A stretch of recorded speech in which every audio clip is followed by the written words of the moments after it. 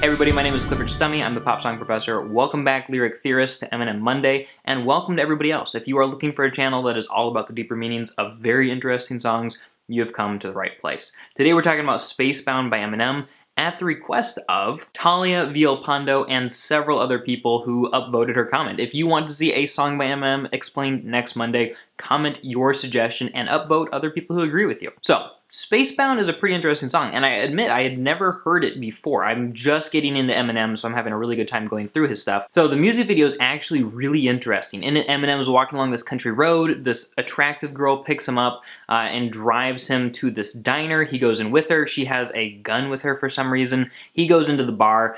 He sits down. He is kind of checking her phone while she's in the bathroom. I assume to see if she's texting some other dude, so he knows like whether it's possible for him to, get with her. He follows her out, goes into this little house nearby. He jumps in there. He looks out the window. He's getting nervous about something, and then he attacks her and starts choking her, but then he sees that there is no girl. He's just choking air, and so he uses the gun to shoot himself. And all along, his alter ego, probably Slim Shady, is rapping his inner monologue and kind of like walking next to him or riding in the back seat or sitting at the bar while he's at the table with the girl. What does this music video mean? Well, when we get into the lyrics themselves, it's going to become a lot clearer. So in verse 1, he raps, "You must be a sorceress, cause you just did the impossible, gain my trust. Don't play games, it'll be dangerous if you F me over, because if I get burnt, I'm gonna show you what it's like to hurt." So essentially, he's in this relationship with a woman. He's not really sure how she has gotten inside his heart, and he trusts her, but he's telling her, like, look, if you go back on me, or if you cheat on somebody with me, then I'm gonna be really mad. He doesn't make it clear if cheating on him or effing him over includes breaking up with him. He talks about how deep and cold and dark and mysterious he is when he raps, "Nobody knows me, I'm cold, walk down this road all alone."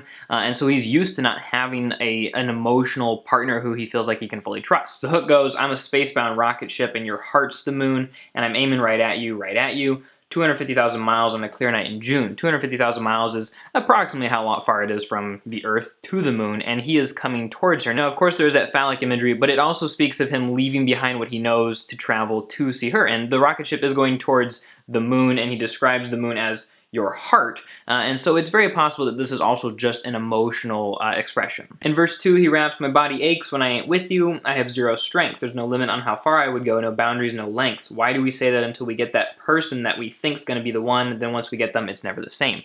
And he's kind of talking about this phenomenon that I think a lot of people experience, where it's the desire for the unreachable or the impossible to get. And then as soon as you get it, you realize, well, if I could get it, then maybe it wasn't all that great. It's like a guy who really wants to date this girl because he thinks that she's out of his league, and so he just wants to give it a shot. But as soon as he gets her, he realizes, oh, maybe I'm a little bit of a higher league, or maybe she wasn't all that great.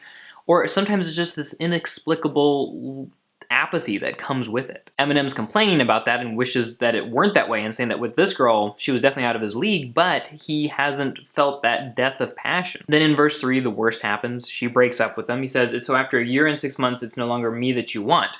So with breakup, take it with a grain of salt, because she might also be cheating on somebody else, or it does seem that she wants somebody else at least.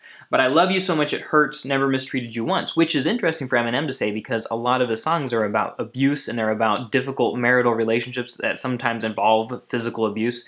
Monster, the one he did with Rihanna, is a really good example of that. And so for him to say that I never mistreated you once, he must have really cared about her if he could push past those other tendencies. And now he's depressed and he doesn't know what to do. He raps, "I blow my brains in your lap, lay here and die in your arms, drop to my knees and I'm pleading, I'm trying to stop you from leaving." He needs her to stay, but she won't. So he attacks her. "I put both my hands on your throat, I sit on top of you squeezing till I snap your neck like a popsicle stick. Ain't no possible reason I can think of to let you walk up out of this house and let you live. Tears stream down both my cheeks, now I let you go and just give. And 4, I put that gun to my temple, I told you this." And then it goes into the bridge, which we'll get to in a second. But essentially, he says, "I'm going to kill you."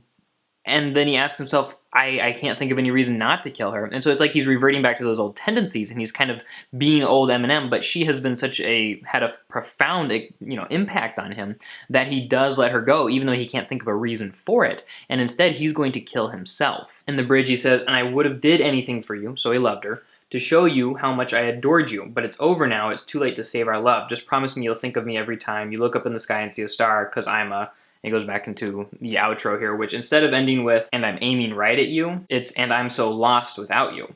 Essentially, I think it's interesting because he has this struggle with the Slim Shady side of him that wants to do the wrong thing. But instead of succumbing to that, even though he seems to imagine it or begin to do it, he fights back against it, and in this case, good wins, but that struggle has been so much for him that he kills himself. This really reminded me of a story by Faulkner called A Rose for Emily, which I sometimes teach in my lit classes. And essentially in it, there's this woman named Emily whose father was abusive to her and wouldn't let her get married, and back in the late 1800s when the story takes place, or early 1900s, women really needed to get married to be able to take care of themselves. And so then her dad died, left her on her own. So when she finally got a guy interested in her, and it's kind of hinted that he was going to break up with her, she kills him and keeps his body in her house to kind of freeze in time that moment. And it destroys her mentally, and it seems like something like that is sort of what's happening with Eminem, where this perfect relationship, just the most perfect one, it worked out, everything was great, but then she doesn't want him, and it's coming to an end, and it's almost as if though he wants to kill her just so that that relationship can't end, so he can freeze in time that moment. He doesn't do that, and instead he has to kill himself because something has to die to keep that moment frozen.